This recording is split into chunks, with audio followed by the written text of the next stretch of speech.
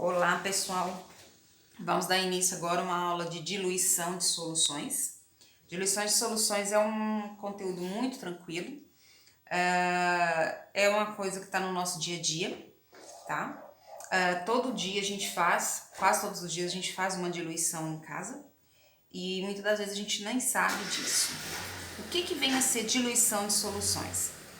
Diluição nada mais é do que adicionar solvente a uma solução sem modificar a quantidade de soluto. Ou seja, eu vou acrescentar solvente, mas eu não vou mexer no soluto.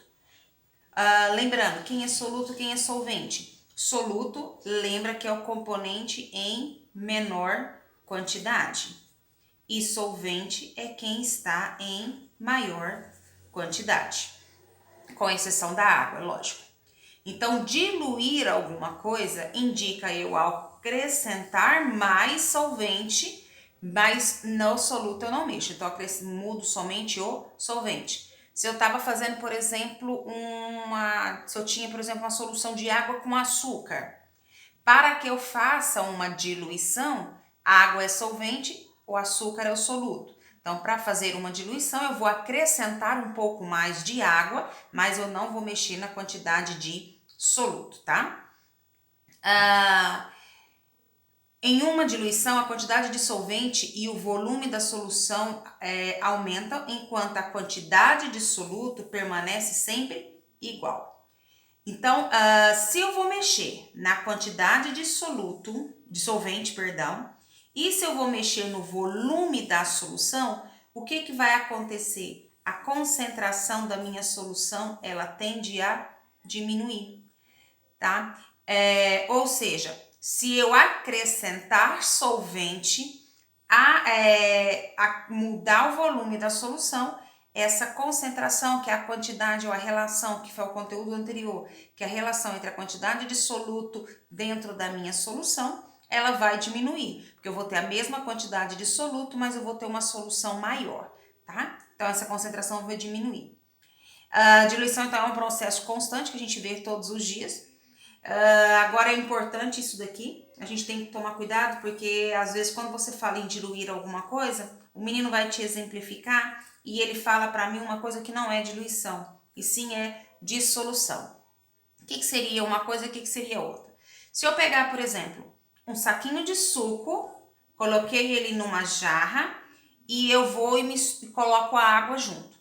Na hora que eu pego o saquinho de suco e misturo ele com a água, o que eu fiz? Uma dissolução. Eu dissolvi o pozinho do suco na água, tá? Então, eu fiz primeiramente uma dissolução do pó do refresco. Aí, o que acontece? Vamos supor que eu achei que o meu suco ficou forte. Então, a solução ficou muito concentrada. Se eu achei que ela ficou forte, o que a gente faz quando a gente faz um suco e ele ficou forte? A gente vai lá e acrescento mais água. Nesse momento em que eu tinha uma solução, acrescentei mais água. Quem é a água? A água é meu solvente. Então, se eu fui lá e acrescentei mais solvente, passei a ter uma nova solução, uma solução agora menos concentrada, ou seja, menos forte. Então, neste momento é que eu fiz uma diluição, tá? Então, na hora que eu dissolvi o pozinho na água, eu fiz uma dissolução.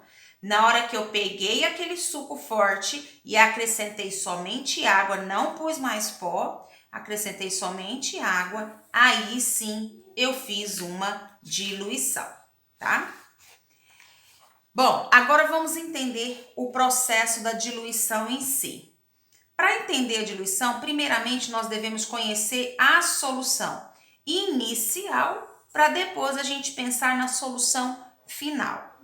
Então, inicialmente eu tinha uma concentração inicial. Lembrando que concentração é uma relação de massa com volume. Eu vou exemplificar com concentração, relação de concentração e volume, mas não precisa de ser relação só de concentração com volume, tá? A gente pode relacionar quaisquer tipos de concentração que tenha na solução. Posso trabalhar com porcentagem em massa, posso trabalhar com concentração molar, qualquer uma delas. Mas o mais comum da gente falar é na concentração comum. Então vamos lá, eu tinha a concentração inicial, que era a massa do meu soluto, então era o meu M1, e dividido pelo volume que eu tinha inicial. Depois, no final, a minha mistura ali, ela vai passar a ter uma nova concentração, a massa do soluto continua quieta e o meu volume vai passar a ser um volume final, tá? A massa, como ela não é alterada, o que acontece? Nós podemos criar uma relação. Concentração inicial e o volume inicial vai ter que ser a mesma coisa da concentração final e o volume final. Essa definição aqui, ela se baseia naquela lei de Lavoisier, ou lei da conservação da massa, que fala que na natureza nada se perde, nada se cria, tudo se transforma. Então, o que eu tinha no início, eu vou ter que ter no final. Respeitando o quê? Eu gosto muito de utilizar uns potinhos para fazer isso. Por exemplo, se eu tinha aqui 200 ml de uma solução qualquer, se eu acrescentar mais 10 ml, no final eu teria que ter quanto? 200 que eu já tinha, mais 10 ml que eu acrescentei, então no final eu vou ter 210 ml, tá? E o que ele fala para mim essa relação? Se eu tinha um volume e uma concentração qualquer, vou exemplificar aqui vamos lá, 3. Vamos supor que seja 3 gramas por litro. Se inicialmente eu tinha 200 ml a 3 gramas por litro, quando eu dissolvo, eu acrescento mais um pouco de solvente na minha solução, ele vai mudar o volume, vai aumentar o volume. Automaticamente, se eu aumentei o volume porque eu aumentei o meu solvente, a minha solução ela vai ficar mais fraca. Então, essa concentração aqui vai dar um novo valor que eu não conheço, mas automaticamente eu sei que vai ser um valor menor, porque ele vai ser dissolvido.